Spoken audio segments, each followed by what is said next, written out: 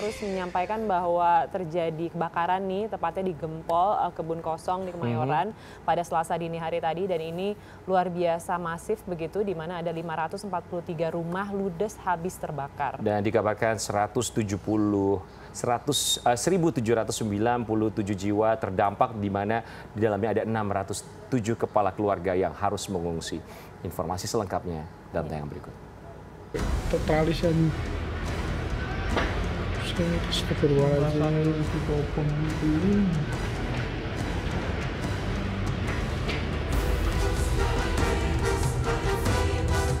bara membara berkobar dahsyat tak sanggup dipadamkan. Inilah tragedi tragis pada Selasa dini hari kemarin. Jerit histeris, isak tangis dan tumpah air mata menyatu dalam cemas, panik dan kalut. Kala api terus menjalar, sulit dipadamkan hingga membakar 500 rumah di kawasan padat penduduk di Jalan Kemayoran Gempol, Kebon Kosong, Jakarta Pusat. Dan titik awal sumber api yang disinyalir dari salah satu rumah itu dipasangi garis polisi. Tapi benarkah sang pemilik rumah yang kini tinggal puing rata dengan tanah itu malah merasa bingung kenapa harus dipasangi garis polisi? Di belakang saya ialah bangunan yang diduga menjadi titik awal api berkobar yang akhirnya menyeluruh ke bangunan-bangunan lain. Garis polisi belum sempat dilepas, namun nampaknya penyelidikan masih terus berlanjut. Pemeriksaan juga pemilik rumah sepertinya akan dilakukan kembali oleh kepolisian, yang padahal sebenarnya pemirsa di belakang dari wilayah padat ini di sampingnya ada Polres Jakarta Pusat, sehingga pengungsi atau warga-warga yang tinggal di wilayah ini akhirnya harus mengungsi ke Polres Jakarta Pusat. Saya sendiri nggak tahu itu garis polisi. Saya nggak, tanpa pengetahuan saya. Malah setahu saya itu mungkin dari bendahara Pak RT. Malah menanyakan di RT berapa. Ini sebenarnya kalau sebelah sini ini RT 1 dekat Musola Al Asana. Ini nama musolanya Musola Al Asana. Nah kalau tempat kita ini RT 2. RW 04, 1 RW masih tetap. 1.797 jiwa atau 607 kepala keluarga terdampak. Rumah mereka habis dilalap api yang begitu membara, sulit dipadamkan. Bahkan petugas damkar harus berjibaku dari tengah malam hingga pagi baru dapat menjinakkan si jago merah. Sulitnya api yang dipadamkan itu menyisakan teka-teki. Bagaimanapun, saksi mata yang pertama kali melihat sumber api merasa aneh lantaran ketika api yang berusaha dipadamkan malah makin liar menjalar. Langsung aku keluar, udah nggak sanggup kan. Wah udah ada meledak sini, buar. Itu jauh dari tempat. Ya ini masih gerombolan sini. Ini kan rumah ponakan. Nah ini saya di sini. Ini tempat Pak RT, jadi masing satu keluarga. Ini ponakan, ini rumah saya, jadi masih keluarga. Sucipto dibuat bingung, mengapa api sulit dipadamkan? Tak pelak dugaan yang beredar kebakaran terjadi akibat konsleting listrik dibantah. Mungkinkah pemukiman padat penduduk itu sengaja dibakar oleh sejumlah oknum? Saya sendiri kalau ke listrik, setahu saya kalau listrik, kalau konslet itu bunyi ceret nggak ada. Tiba-tiba api itu udah di atas plafon gulung gitu. Udah nggak sanggup, anak-anak bilang, udah Ki, turun Ki, jangan bahaya. Saya turun. Udah besar banget pokoknya, ya Allah, jangan sampai ketemu lagi deh api seperti itu. Mungkinkah kebakaran itu disengaja agar warga angkat kaki dari kawasan tersebut? Mungkinkah warga secara ilegal mendiami lahan di Gempol Kemayoran itu? Ketika tanya ini mencuat, seorang warga ungkap pengakuan mengejutkan. Dirinya melihat dua oknum yang naik sepeda motor membawa bensin menuju titik awal kebakaran. Mungkinkah kawasan Gempol Kemayoran sengaja dibakar untuk merelokasi warga agar nantinya dibangun kawasan industri, perumahan, atau lainnya? Saya lagi beli bakso nih, tiba-tiba ada orang yang bawa bensin, tiba-tiba di belakang itu kebakar Pak. Dibakar, udah kayak gitu nggak sempet ini, udah gede baru dievakuasi sama warga-warga.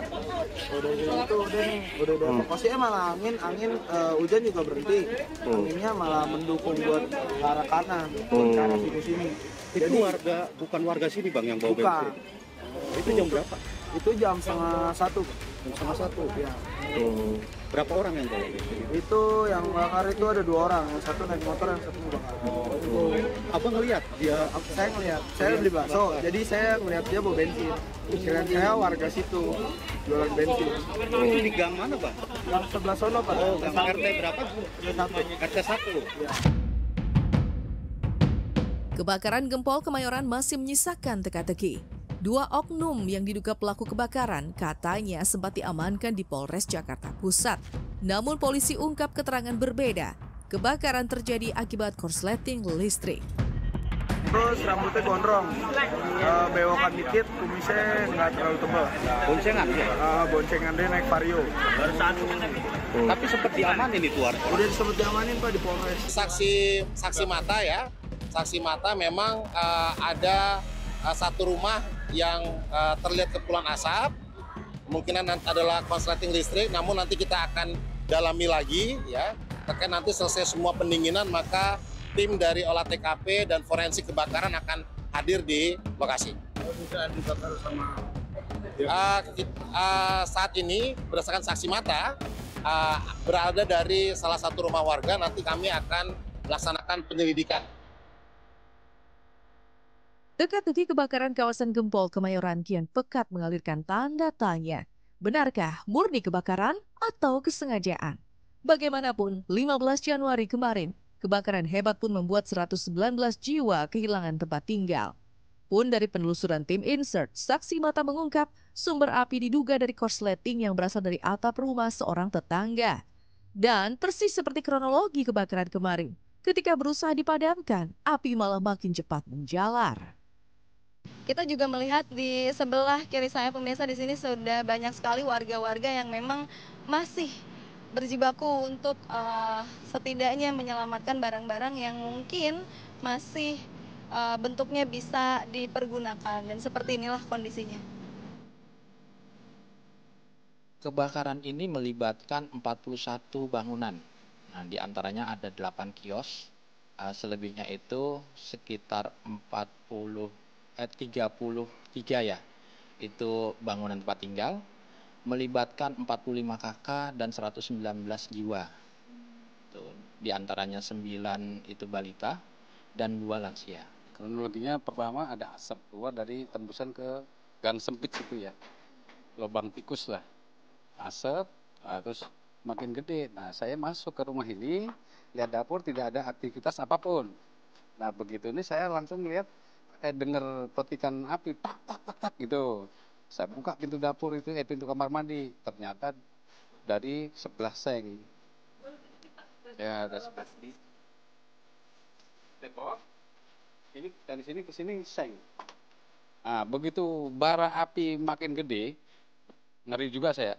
Keluar, ada anak balita 2. Tak suruh bawa keluar, kan ada pamannya yang umur 14 tahun kurang lebih.